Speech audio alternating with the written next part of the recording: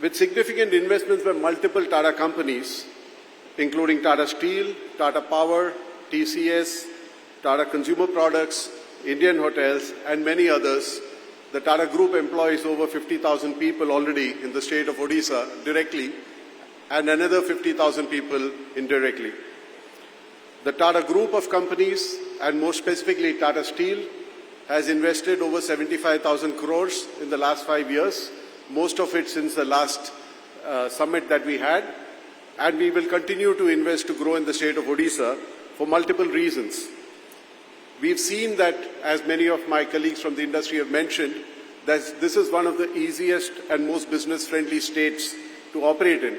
It has a political stability, it has a business orientation, it has got very agile decision-making, an empowered group of bureaucrats, and a lot that one dreams for in many other states.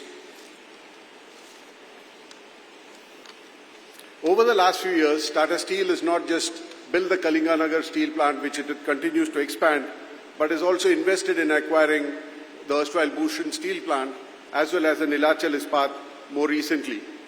Today, we are already producing about 9 million tons of steel in Odisha, which makes us the largest steel producer in Odisha, and we plan to double this over the next few years as we expand in all our locations that we have in Odisha. We as a group and as Tata Steel have also continued to work with the communities in the state of Odisha in multiple areas, whether it's health, whether it's education, and of course whether it's sports, and more specifically in the field of hockey. Again, all this has been possible because of the support that we've received from the Honourable Chief Minister and the Government of Odisha over the years. It is no surprise to us that Odisha is one of the fastest industrializing states in India, with an industry growth rate higher than the national industrial growth rate, and an industry share of the state GDP which is higher than the national share of industry in the GDP of the country.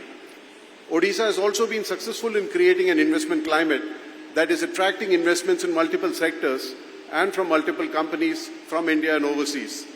Odisha has successfully demonstrated how you can convert the wealth which lies below the ground to jobs, economic development, and prosperity above the ground. Odisha accounts for 1/4 of the steel capacity of the country today, and the share is expected to increase to 1/3 of the steel capacity during this decade. This is a great opportunity for the state of Odisha, because the state of Odisha has a potential during this decade to produce as much steel as what India is producing today. And the state of Odisha is blessed with a coastline in addition to mineral wealth. Today there are countries in the world which import iron ore and export steel, and that's about 150 million tons of steel exports going from countries which import iron ore. Odisha alone has a potential to convert that iron ore into steel and occupy the space that can be vacated by these countries. As the steel industry in general and Tata Steel in particular plan these expansions, a few areas where I think the government needs to focus on.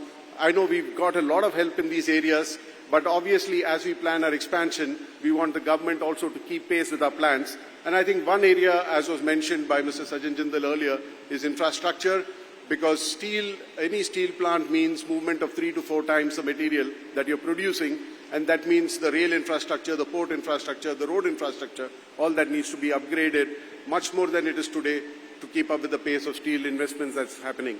Secondly, the provision of adequate power, and more importantly, the infrastructure to support that.